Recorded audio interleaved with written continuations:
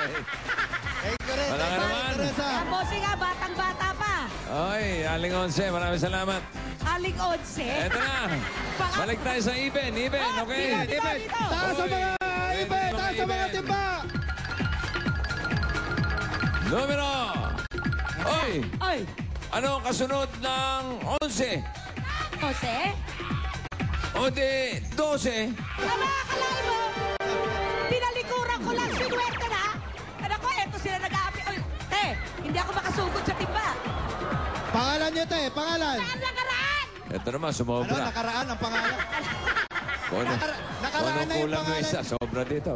Nakaraan na ang kamong yung pangalan. Ano to, muling pagkabuhay niyo? Ano mo ba ang pangalan nila? Opelia Karaan! Opelia! Ang apelido nakaraan. Oo, nakaraan nga. Okay. Ate. Oh, 10,000 pesos, bilang. Teka, hahanapin. Meron ka pa ba? Meron. Baka pinampisbol mo na.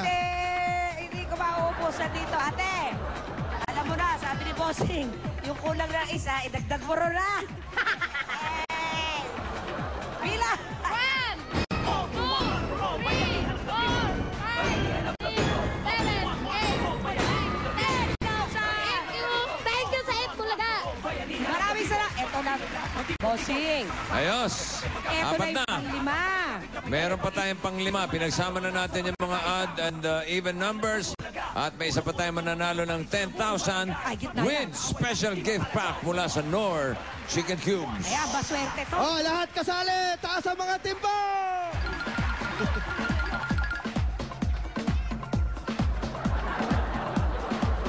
Oy! Oy! Ano susunod sa 12? Aba, 13. Ese?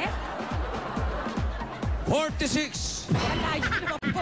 Bossing, parang Wala, minultiply mo tinatanong ko lang ano susunod sa... Alam nila, 13. Makikidaan. Pero 46 yung ano. Ay, naku, Bossing! It's a bouncing baby girl!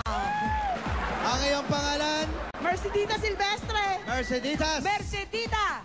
Ibig sabihin kapatid ko to sa kwadra. Te, alam mo na. Rabi. Yeah. Hey! Bilang!